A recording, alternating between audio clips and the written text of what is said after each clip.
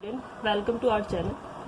आज हम exercise 3.4 start करने जा रहे हैं, जिसमें हमें क्वेश्चन दिया है solve the following questions by elimination method. इस एक्सरसाइज के अंदर हम एलिमिनेशन मेथड डिस्कस करेंगे। अब एलिमिनेशन मेथड होता क्या है? एलिमिनेशन मेथड के अंदर जो हमारा पर्पस होता है वो होता है किसी एक वेरिएबल को, चाहे एक्स को या वाई को, किसी एक को सेम बनाना और सेम बना के उसे कैंसिल करना।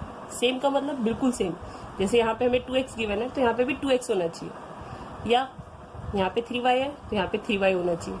तो किसी एक वेरिएबल को हमें सेम करना होता है। बाकी हम क्वेश्चन के थ्रू डिस्कस करते हैं। ये हमारी फर्स्ट इक्वेशन है, ये सेकंड इक्वेशन है। किसी भी इक्वेशन को सेम बनाने के लिए हम पूरी इक्वेशन को किसी नंबर से मल्टीप्लाई करते हैं। वो हमारी मर्जी होती है कि एक ही इक्वेशन को मल्टीप्लाई करें या दोनों को मल्टीप्लाई करें।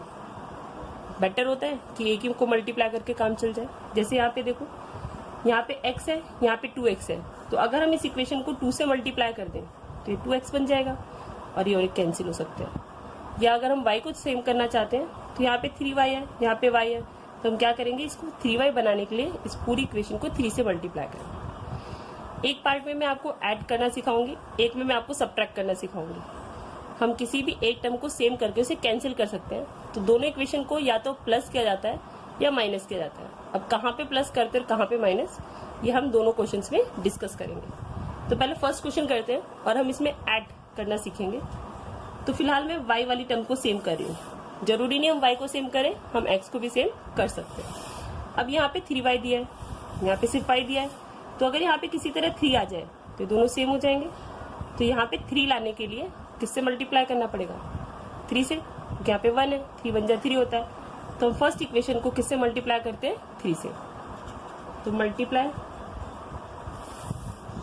Equation first by 3। पहले 3 से मल्टीप्लाई करते हैं, तो 3 से x को किया 3x, 3 से y को किया 3y और 3 से 5 को किया 15। इस चीज का ध्यान रखना है कि जब मल्टीप्लाई करते हैं तो each and every term of equation की हर एक टर्म को मल्टीप्लाई किया जाता है। ठीक है, तो हमने हर एक टर्म को मल्टीप्लाई किया। अब मल्टीप्लाई करके यहाँ पे भी 3 आ गया, यहाँ पे भी 3। अब हमें डिसाइड ये करना है कि हम ऐड करेंगे सब्ट्रैक्ट। तो अब हमें ऐड करना है या सब्ट्रैक्ट, इसके लिए हम ये देखते हैं कि जो टर्म हम कैंसिल करना चाहते हैं वो एक प्लस में और एक माइनस में होनी चाहिए। अगर ऑलरेडी एक प्लस माइनस में है तो हम ऐड करते हैं, अगर दोनों ही प्लस में है या दोनों ही माइनस में है तो हम सब्ट्रैक्ट करते हैं। जैसे हमारे में देखो, यहाँ पे प्लस है और यहाँ पे माइनस है, तो ऑलरेडी एक प्लस है एक माइनस है, तो हम क्या करेंगे? ऐड करेंगे। तो अलग से लिखने से अच्छा है हम यहीं पे लिख देते हैं एंड ऐड इक्वेशन थर्ड। यानी हमने फर्स्ट इक्वेशन को 3 से मल्टीप्लाई किया और जो आएगा उसमें हम इक्वेशन थर्ड नहीं सेकेंड इक्वेशन ऐड कर रहे हैं। तो इसके नीचे सेकेंड इक्वेशन लिखते हैं 2x minus 3y is equal to 4। Solve करते हैं, प्लस माइनस कैंसिल, 3 और 2 5x, 14 प्लस 4 कितना हो गया? 19। अब हमें x चाहिए तो 5 मल्टीप्लाई, इधर आके क्या हो जाएगा? डिवाइड। ये x की वैल्यू आ गई। अभी x की वैल्यू हम किसी में पुट कर सकते हैं, फर्स्ट में भी पुट कर सकते हैं या सेकंड में। तो किसी भी एक इक्वेशन में पुट कर देते हैं। तो फर्स्ट इक्वेशन में पुट करते हैं, put the value of y in equation first. Sorry, x की वैल्यू पुट कर रहे हैं। तो x की जगह हम कितना रखेंगे? 19/5 प्लस y का y इज इक्वल टू 5। अब हमें y चाहिए तो ये नंबर प्लस है, उधर शिफ्ट करेंगे तो उधर जाके क्या हो जाएगा? माइनस। तो 5 माइनस 19/5। नीचे कुछ नहीं, 1 लगाया, एलसीएम लेते हैं 1 और 5 का, 5 आएगा। 1 से डिवाइड किया 5 को 5 से मल्टीप्लाई किया 25, 5 से 5 को डिवाइड किया 1 को 19 से किया 19। अब 25 में से 19 को माइनस करेंगे तो कितना आएगा? 6 और नीचे बच गया 5। ये हमारा आंसर हो गया। तो इसके अंदर हमने इक्वेशन को सेम बनाकर ऐड किया। अब हम सेकंड क्वेश्चन करते हैं जिसमें हम सब्ट्रैक्ट करना सीखेंगे कि इक्वेशन सब्ट्रैक्ट कैसे की जाती है। अब ये फर्स्ट इक्वेशन है, ये सेकंड है। वैसे अगर हम सेम करना चाहें तो यहाँ पे 4 है, यहाँ पे 2 है, तो सिर्फ अगर हम इस इक्वेशन को 2 से मल्टीप्लाई कर दें तो ये 4 बन जाएगा, तो ये सेम आ जाएगा। तो आप ऐसा कर सकते हैं और ऐसा करना ही बेटर रहता है। बट मुझे इस क्वेश्चन में क्या सिखाना है? सब्ट्रैक्ट करना सिखाना है, इसलिए मैं y को सेम ना करके x को सेम करने वाली हूँ। आप y को सेम जैसे हमने इस क्वेश्चन में किया था, सिर्फ इस इक्वेशन को मल्टीप्लाई करेंगे 2 से और उसमें इक्वेशन ऐड करके इसी प्रोसेस से सॉल्व कर सकते हैं। अब हमें x को सेम करना है, तो यहाँ पे 3 है, यहाँ पे 2 है, तो 3 के टेबल में 2 नहीं आता, ना 2 के टेबल में 3 आता है। तो ऐसे केसेस में क्या किया जाता है, दोनों इक्वेशन को मल्टीप्लाई किया जाता है।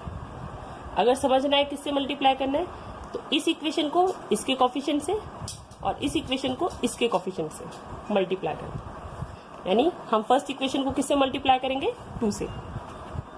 तो multiply equation first by 2 and equation second by, अब सेकंड को किससे करेंगे, इसके कोफिशिएंट से, यानी 3 से।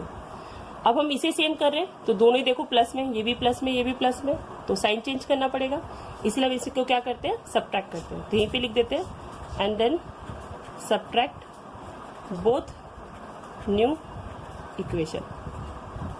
ठीक है, तो मल्टीप्लाई करते हैं पहले 2 से, तो हर एक टर्म को मल्टीप्लाई करेंगे। 2 3 जा 6, 2 4 जा 8, 2 10 जा 20।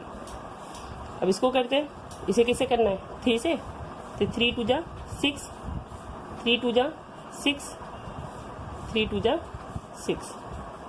साइन चेंज, क्योंकि हम सब्ट्रैक्ट कर रहे हैं और सब्ट्रैक्ट में जो नीचे वाली टर्म्स होती है उनके साइन बदल जाते हैं। प्लस का माइनस हो गया, माइनस का प्लस हो गया, प्लस का माइनस हो गया। अब इनके साइन हम नीचे वाले मानेंगे, बीच वाले इग्नोर कर देंगे। तो plus minus cancel, plus plus plus 8 और 6 14y, प्लस माइनस माइनस 20 में 6 गया 40, तो y की वैल्यू आ गई 14 अपॉन में 14 y। अब किसी में पुट कर देते हैं, तो put the value of y in equation first. तो 3x प्लस 4 का 4, बीच में कोई सिंबल नहीं है तो मल्टीप्लाई, y की जगह क्या था 1 और इक्वल में क्या है 10। अभी 4 1 जा 4 प्लस है, उधर भेजेंगे माइनस हो जाएगा, तो 3x इज इक्वल टू 6, तो x की वैल्यू 6 अपॉन में 3। तो x कितना आ गया, x की वैल्यू आ गई 2। I hope it's clear. अगर आपको हमारी वीडियो पसंद आए तो चैनल को लाइक शेयर एंड सब्सक्राइब करना ना भूलें। Thank you.